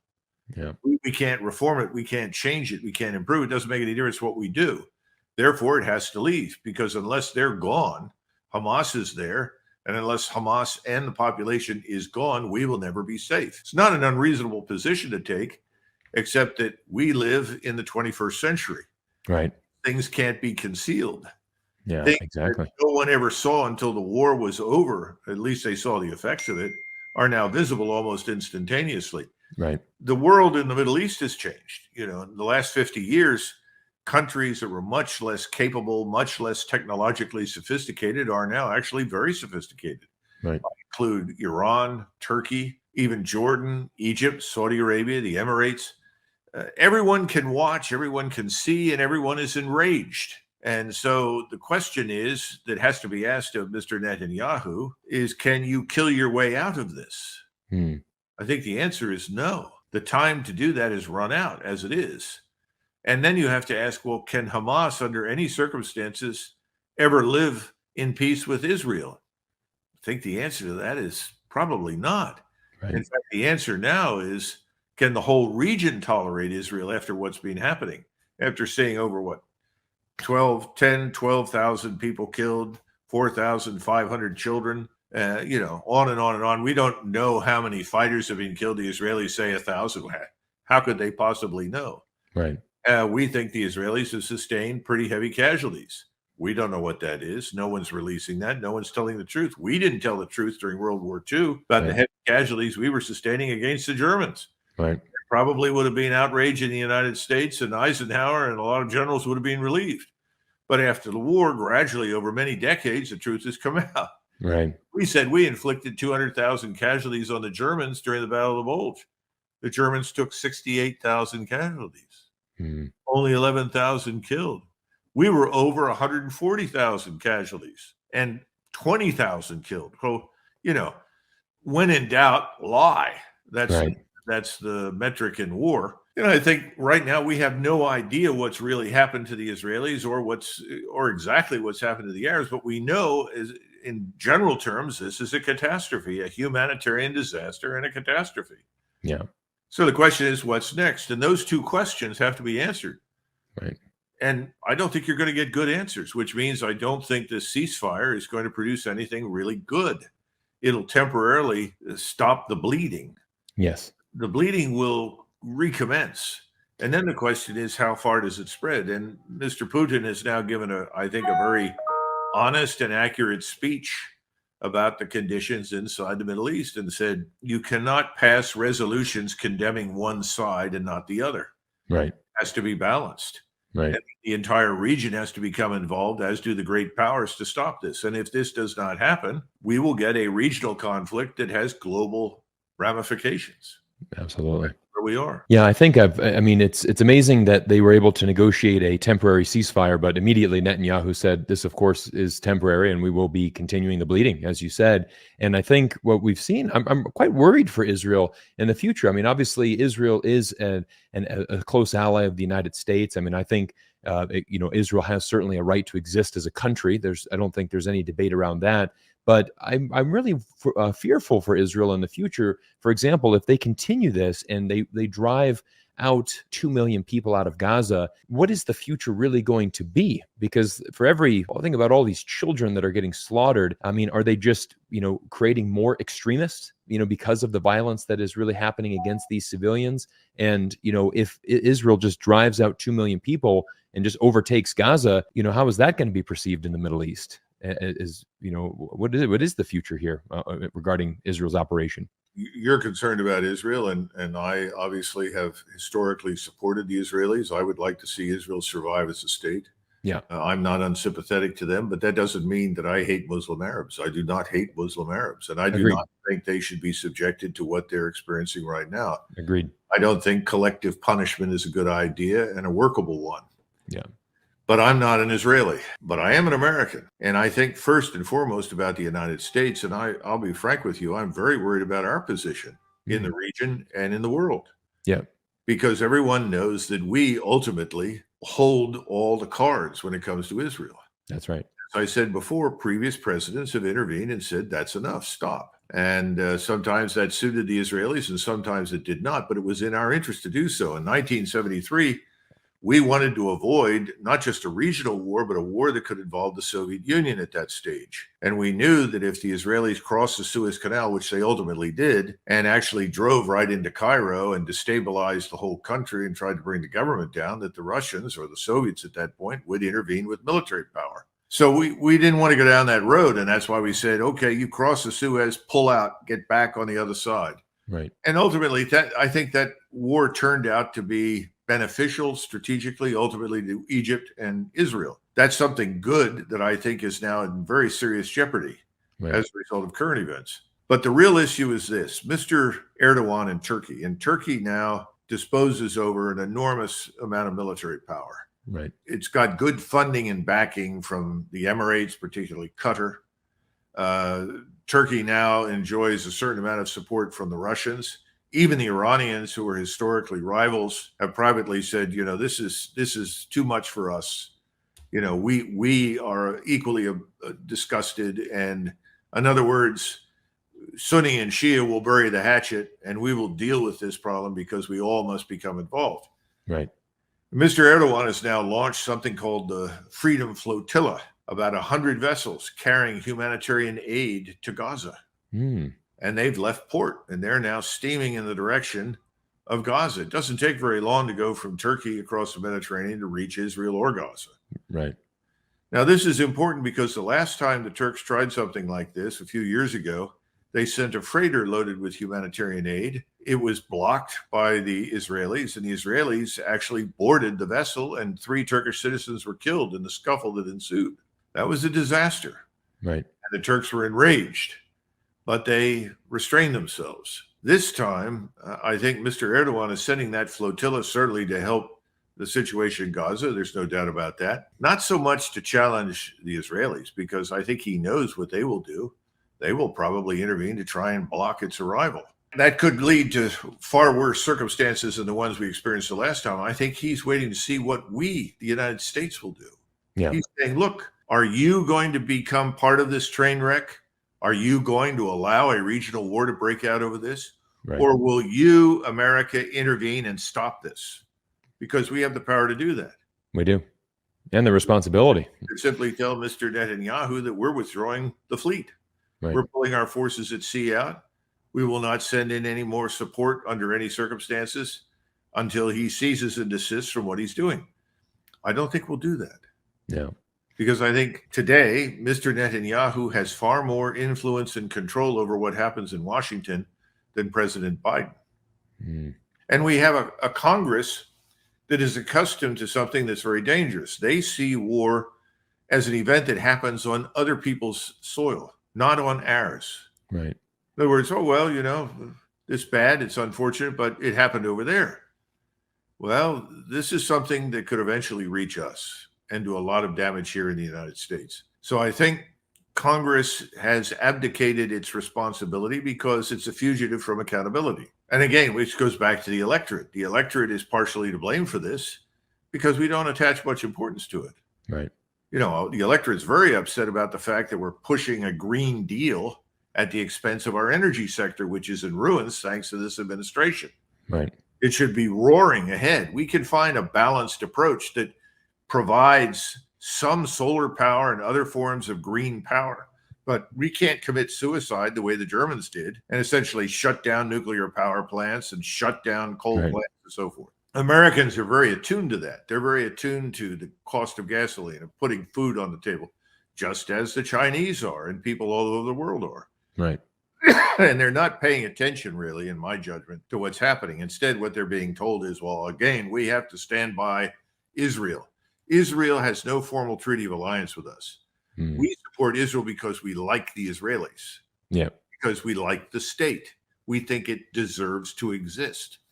But there are limits to our interests. Is it in our interest to bankroll unconditionally the expulsion of millions of people from their homes in order to create a new Jewish megastate from Jordan to the Mediterranean? Right. I don't think that's in our interest. And that's really the question that Mr. Erdogan has now put. The surface of it, and we'll be touching on this quite a bit momentarily, but that there's a chance that Ukraine might lose this war is a pretty interesting way to talk about it. But as she's talking about there, the real issue right here is, in this particular case, even more than President Biden, is what is Congress going to say? And here's, first of all, let's look at the U.S. Senate. Here's what the view is from the Democrats on the Senate side.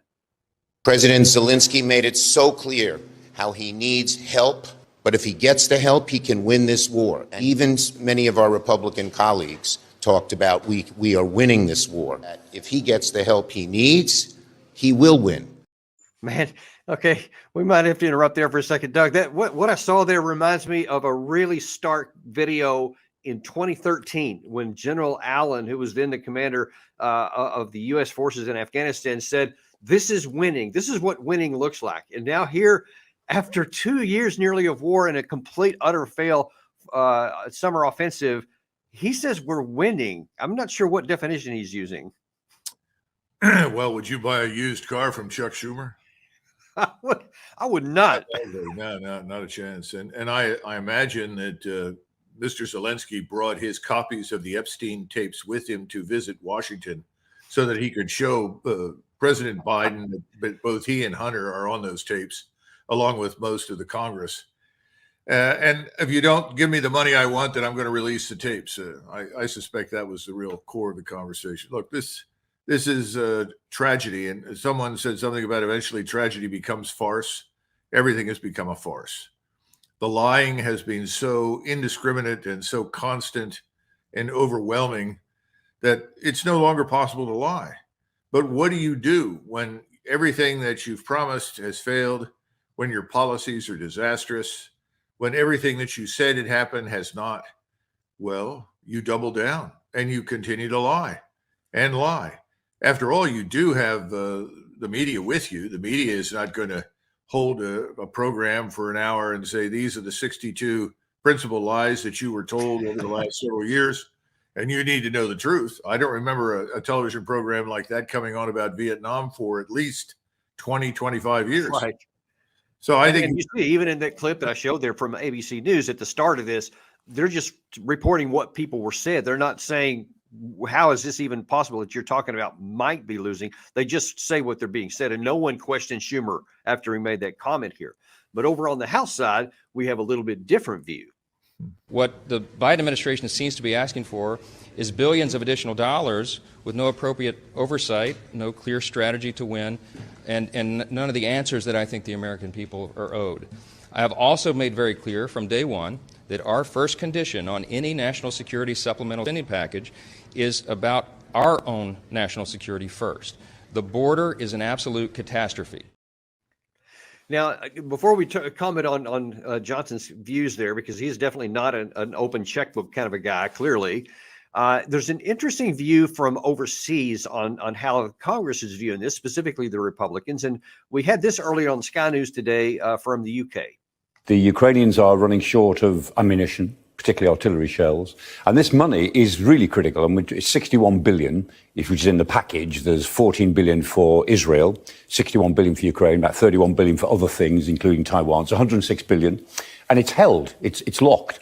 And some Republicans oppose it because they're playing hardball against more money for a wall in the South, against immigration in the South. But some Republicans oppose it simply because they oppose it. They oppose the idea of money for Ukraine. They're saying, look, we spent 200 billion in Ukraine. What will another 60 billion achieve? The 200 billion hasn't so far achieved. And of course, there's an answer to that, but they pose that question.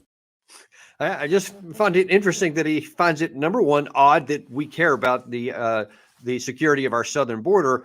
But then number two, that some Republicans just disagree with it, for no reason. Well, I mean, other than 200 billion in 2 years of war have produced no progress on the battlefield, especially in the last 12 months. And that people are asking that. And he's saying, well, just don't worry about that. There's an answer for it. Well, yeah, there's an answer for it. It didn't work. Everything you did and everything you put into it, 200 billion has done nothing. Why should we give, Doug, another 60 billion? Well, first of all, to go back to Mike Johnson, he's very much an open checkbook guy, specifically when it comes to the state of Israel. If he were serious about our national security, then he would demand the commitment immediately of 60,000 U.S. Army troops to the border with Mexico, immediately, in Texas, Arizona, New Mexico, California, that these troops would have the mission of securing it, stopping the human trafficking, stopping the drugs. They would be supplemented by the United States Coast Guard, which is stupidly patrolling the South China Sea, where there's nothing for them to do. Then I would take him seriously. That doesn't mean I want to support the state of Israel. Absolutely not. But are we serious about our own country? Or is Israel that important that it must precede all other considerations that come across his desk? Well, obviously he signed on for Israel, period. Congratulations, Mike. Perhaps they'll award you citizenship. But damn it, if you're serious about the United States, you take care of this country first. We haven't done that. I would be happy to see the 61 billion headed for Ukraine to go into immediate commitment of U.S. forces and security on the borders, all the borders, but particularly the southern border, as well as bringing the Coast Guard back from overseas to patrol our waters. That's number one. At that point, I'm happy to discuss all other requests, including the Israeli ones, because obviously Israel is not Ukraine. It's a different animal entirely, and we have different kinds of interests in Israel from those in Ukraine. But I don't see it happening, Dan. It's really endlessly frustrating to me. And this is because we've gotten away with printing money irrationally and recklessly. We've destroyed our financial system. It's going to implode. All you have to do is pick up Alastair MacLeod, James Ricards, go into any of these people, all these people are telling you it's not a question of whether or not our financial system will crack and break, it's when. And by the same token, the financial system and the government spending that it subsists on, and it really does, is what keeps the economy going. What do we build? What do we create? What do we manufacture? Answer the question, please. What do we export? What do we? As a matter of fact, Doug, on that point, we actually have something else to show. Part of Zelensky's visit here was, of course, to have the high profile with the president and then also with the Senate and the House. But there was another visit today which got a little bit more interest, and that is with some of the titans of the defense industry. There's I'm going to read you some of the names of some of the people at whose hands he's shaking right now. Those the president of BAE Systems, Boeing president, CEO of Sierra Nevada Corp, Northrop Grumman, RTX, Lockheed Martin, General Dynamics, and several others. I mean, all he's doing right there in that whole, happy picture there, that's not about defending Ukraine. That's about expanding the bottom lines of our defense industry and having all these contracts going on here. So I think they're showing their hand about what this is really about here in the United States. Well, I know some of these people, Dan. And I understand them. They're about money. They're about lining their pockets. They're about what we call shareholder value. They don't really care about most of the employees under them. They don't care whether or not they're producing anything that's really what we need.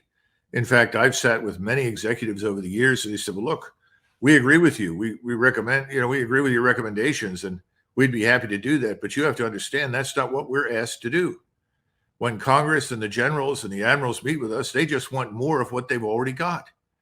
And, we're in business. So thanks very much. It's been an interesting afternoon. Good luck. God bless. We're going to keep producing things we don't need.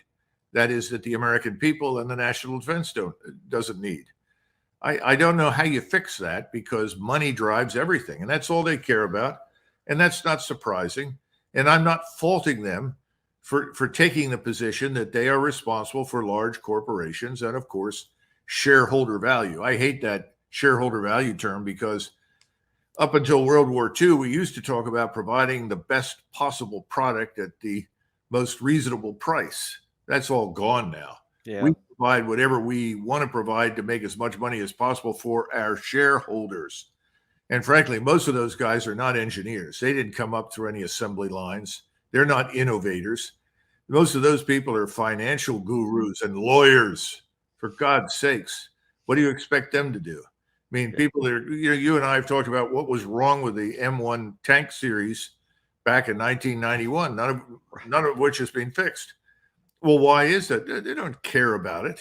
They're going to ship you whatever the M1 is. Okay, General, that's what you want. You got it. If that's what you want, Congressman, you got it. Is that what you want, Senator? You got it. Again, that's if you want to play in that arena, that's what you do. You don't, Doug. I remember a conversation you and I had. I want to say 2007 or 8, somewhere around there, when I was in the Future Combat Systems program at Fort Bliss at the time, before it was canned and shut down. And we had this conversation because you had already had Breaking the Phalanx, and I think you'd already had another book out at that time on military modernization, Transformation Under Fire, I believe is what we were talking about at that time, to where you'd laid out, like, look, here's the problems of the FCS. Here's the problem with all the technology they're trying to pursue. And you talked to industry. I remember you told me that. You talked to some of the industry people and said, here's what we need. Here's what will actually work. And they said, yeah, we can do that. But only orders we're getting are for more M1s and upgraded M1s and these things that are never going to come into pass. And we'll spend lots of money on making those things as long as they keep it going, but it's not what is going to make anything work. And you pointed that out in at least 2008. And now here we are in 2023, nothing's changed. Well, I remember a corporate officer from the firm that ultimately became primarily responsible for FCS. And he had just attended a meeting and he had met with the Army Chief of Staff at the time, who was General Shinseki.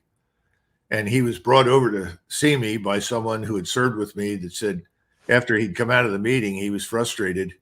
And they said, let me go introduce you to this colonel. I served under him and you'll really appreciate what he has to say. So he came in. We sat and talked for about 45 minutes.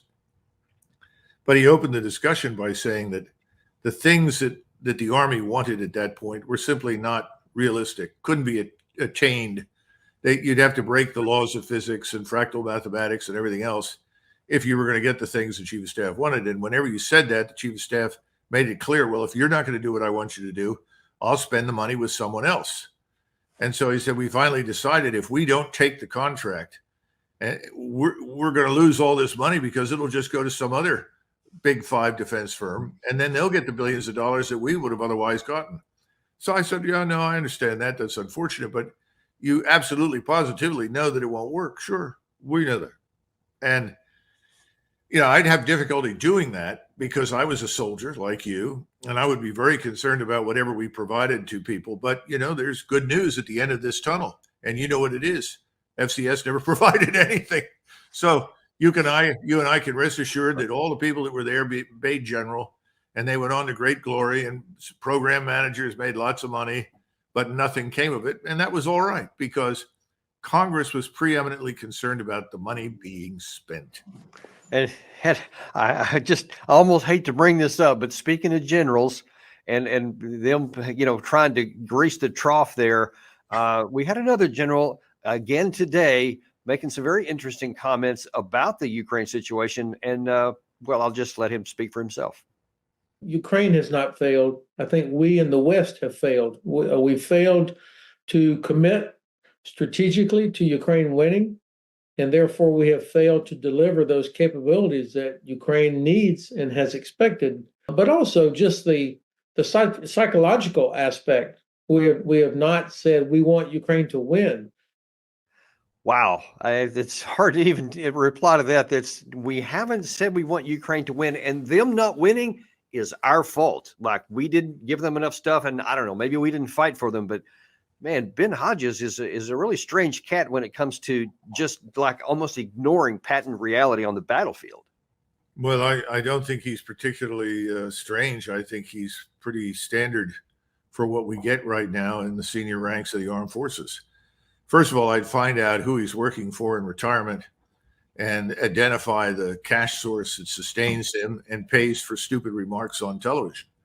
That's what everybody needs to do. I wish that every time some former or retired general officer came on board to share his brilliance with the American public, that someone somewhere underneath his name, someone would write, oh, this man works for, who is it, Lockheed Martin, or this think tank, which is ultimately a front for this corporation and these people, or a foreign lobby, and on and on and on. And we've got a lot of foreign lobbies that pretend to be domestic lobbies.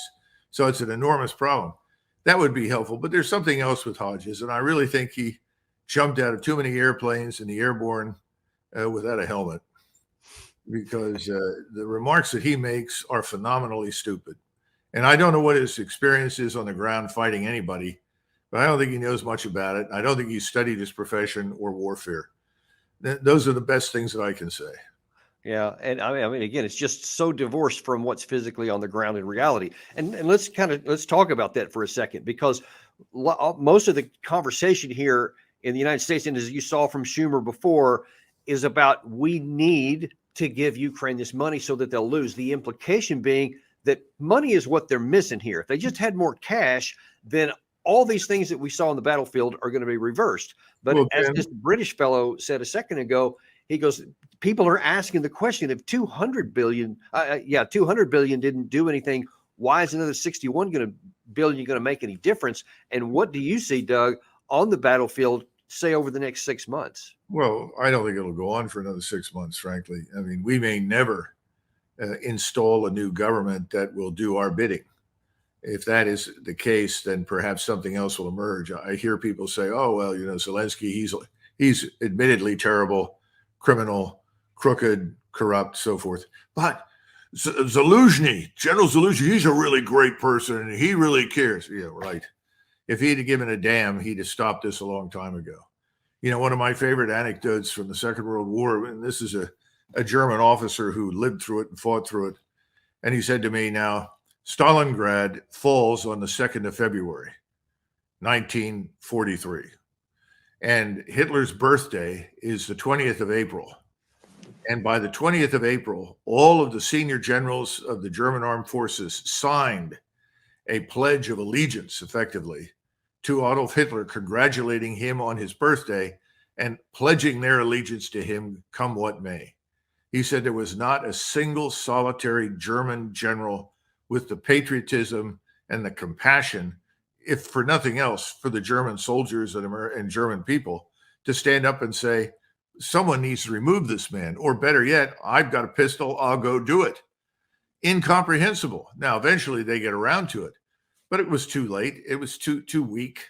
Imagine that. How many lives could have been saved by removing that man in 1943?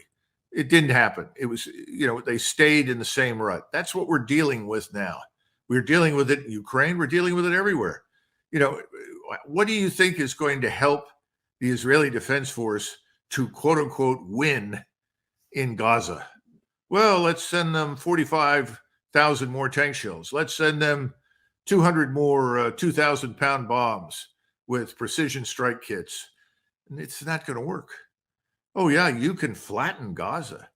You can expel the population. You can kill large numbers of them. Are you really winning anything? Is that going to buy Israel security? Well, then we move on to the West Bank, or we move up to Hezbollah. Right. Good luck. This is not going to work. And covering up the truth, and I think you and many others have pointed to it, I don't have the sources from Israel that I did for Eastern Europe, so I don't have confidence in the numbers. All I can do is read what a journalist in Israel says or what comes out in Haaretz and so forth. But if they're close to being right, and the Israelis have lost 3,700 plus dead already in uniform in Gaza, how many more are they likely to lose against Hezbollah, or what are they going to lose in the West Bank? All the while, the rest of the region is mobilizing quietly, but they're mobilizing, and none of the governments want to fight. Everybody knows that, but the populations do. They are enraged, and we may see some of these Arab regimes in particular go away for the very reason they've done nothing to this point. So I just see no good news in any of this, but I see no one in charge, because the people in charge are sitting primarily today in Jerusalem. They're running the show, and they're telling us what they want, and they're telling us what we will do and what we will provide. Fine. What's going on in Kiev right now? Not much.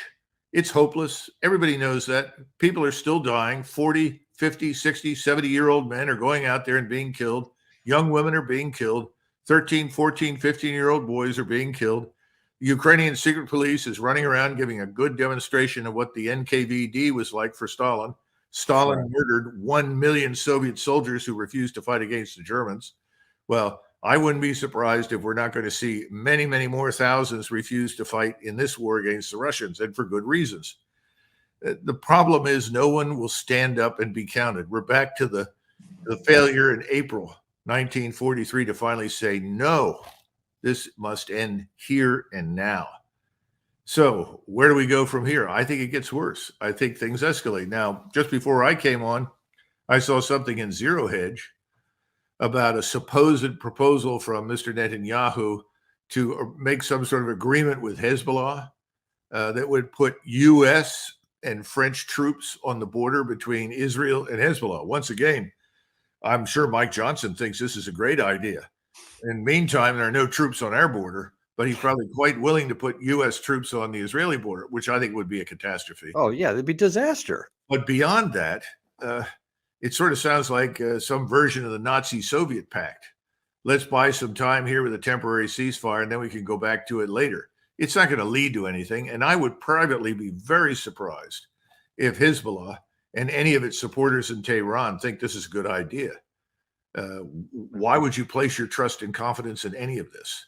And if you look at our behavior in Ukraine and the things that we have said about the Russians, they're almost as bad as what Netanyahu and the president of Israel, Herzog, have said about the Arabs. They're animals, subhuman. We've almost said things that bad about the Russians. Russians, yeah. Why would anybody trust anything we cooked up, let alone the Israelis? Yeah, and then therein is your problem, and there's just continues to be the lack of any willingness to look at just the fundamental realities on the ground, and I mean that even goes so far as to right now, with even within the Democrats of talking about this money, other than these bumper stickers of they will win if we give them the money. No one knows what that means, so they're not even articulating. Even if you say the money should go onto the border or anything else, or just not get borrowed.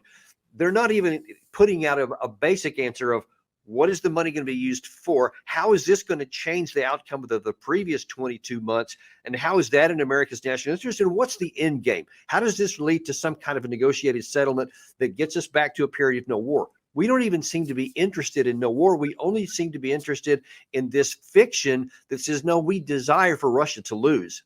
I've heard that a ton of times, but no plan or path or even idea how to get there. Well, we're an 18-wheeler. We have an enfeebled human being sitting behind the wheel who's taking instructions from people sitting next to him and behind him. And the 18-wheeler is fully loaded and has no brakes. And we can see as we're headed down the side of this particular mountain that at the bottom of the mountain, there is nothing but concrete barriers. I think that's where we're headed collectively as a society. I think that's where we're headed as a nation. And that's where we have dragged our allies in NATO with us. And I'm afraid that by failing to exercise any kind of restraint and control over this event, the events since 7 October, that we're dragging Israel down with us. And again, everyone that saw 7 October, and I included this, the Arabs heads of state, they were all appalled. There's no question about that. It's not up for debate. It's terrible. Yeah. And lots of people could look at that and say, well, these people deserve an object lesson. All right. What's the object lesson? 5,000, 10,000 dead, how many houses, whatever. But it's just beyond that now. This has now become a war from the standpoint of the Arabs, Iranians and Turks. They see this as a war for Jewish supremacy in the region. It's not like the wars in the past. Remember, in the wars in the past, some territory was picked up. Sometimes it was exchanged. Prisoners were exchanged. And then there was a period of time where you had periodic outbursts, but not entirely peace, but certainly not war. And then we've had this 50-year pause in Egypt because of the agreements that were reached there, which I think were enormously important and valuable. And now they're very much at risk. I don't see any of that, as you say. I see no diplomacy. What I see are people determined to eradicate those that they hate. And hate breeds more hatred. Blood begets more blood. Right. It's not going to solve anything. It's going to end badly. It's going to end badly for all of us. On that happy note, I wish everyone a Merry Christmas and a Happy New Year. Yeah. Right. Yeah. Unfortunately, that's just the reality of it. And as we continue to I guess, look on to what's next, it just troubles me that I whether Mike Johnson ends up giving in or some combination of that, I can't imagine that Rand Paul, who we had on this show last week, talk about how, he said, I don't think there should be any more money, but I bet there'll be some more money coming in. But then no one tells me what's next, or no one's given that consideration. Because Doug, tell me, I mean, if there is some, let's say, for example, you were given command control of all the armed forces in the area. Is there some plan? Is there some path that if they only follow the Ukrainian side, that they could either achieve a stalemate or even in time roll back Russia? Does such a plan exist? No. What I would say if I were in command of the armed forces right now is that it is imperative, whether we like it or not, that we sit down privately and listen to what the Russians demand. It's that simple. There's no longer an opportunity to negotiate whatever the people in Kyiv think is equitable. Too many people have died. Too much time has been lost. Too much bad blood has been spilled. So the first thing you've got to do is you've got to stop fighting. You need an immediate ceasefire in place. And then you have to have a meeting on the battlefield, preferably somewhere in eastern Ukraine where the fighting is being going on. They bring their maps, everybody shows up, and they make some sort of agreement about disengagement. Meanwhile, once that disengagement is underway, they've got to sit down somewhere else on a political level with the leading diplomats, advised by their military experts, as to how they're going to redraw the map. And everyone acts like, oh, you can't redraw the map. Do you realize how many hundreds of times the maps of Eastern Europe and the Middle East have been redrawn? How many empires have risen and fallen over hundreds of years? It's nonsensical. You got to stop the fighting. It's sort of what's the first thing you do in an emergency situation when you find someone that's injured? Well, I tell you, number one, first step, stop the bleeding. Yeah. Clear the airway. I mean, you just go down the list. All right. First thing we need to do is stop the bleeding. If you can stop the bleeding long enough and go through the steps that I just suggested, disengagement, I think something similar, frankly, needs to happen with the Israelis. But I think we're far further from that right now than we are in Ukraine. But right now, that's what's in Ukraine's interest, and not Mr. Zelensky and the crooks and criminals who have been stealing everything they get their hands on, who all have bank accounts in Cyprus and homes in Italy somewhere. I'm talking about the Ukrainian people and the nation. Yeah. They're the ones that have to be saved from this wreckage. That can be done. But I don't think we can do it, Dan. I mean, are we going to be trusted? Is anybody going to listen to us? And so all we want to do is say for as long as it takes and whatever they want. And so there's not even any concept of that. That's been one of the most disheartening things to me for the better part of this year, is that there's not any effort, not any intention at all to bring the war to an end only to just give whatever Kiev asked for. And here's the perverse part. What you just laid out there is the one plan I have seen that could actually succeed, could end the war, could end the destruction of Ukraine, what's left of it, end the killing, and actually has a shot. Even that's not guaranteed because of the distrust that's been built up over the last 20 years in Russia and elsewhere, but it's got a solid shot. What we're doing now has the greatest possibility of losing yet more territory for Ukraine, more people to die pointlessly, and then we won't have a choice at some point, Doug. I think at some point we're just given terms and that's it. That's the end of the war. I think that's where we're heading if we don't do what you said now. I think strategically we are set up for a Dunkirk. It's coming. Instead of leaving Europe, amidst fond farewells and waves, I think we're going to end up in a position where people are telling us to get out. Get out as quickly as possible. And by the way, don't come back. We've not simply overstayed our welcome. We've now destroyed European economies. And our influence has profoundly affected the European society. We're the ones that said, if you don't let these millions of non-Europeans into your societies, regardless of their backgrounds, regardless of who they are and what they did, then you're a racist. And if you're racist, we don't approve of you. You're not sufficiently democratic. This is all the nonsense that we talk about and preach. Of course, we don't really practice it. But in the meantime, and I try to finish all of my interviews with this, I say to people, remember, the borders are open. And until those borders are closed, our nation is at severe risk of all sorts of terrible things, not the least of which is going under because of this enormous number of people. We are like a lifeboat. I'm sure you must have seen the films, and I'm sure a lot of your viewers have read the psychological studies that talk about the lifeboat problem. The lifeboat is designed to carry 12 people or something, and you end up with 25 or 30 people that want to be saved. And over time, you have to make hard decisions.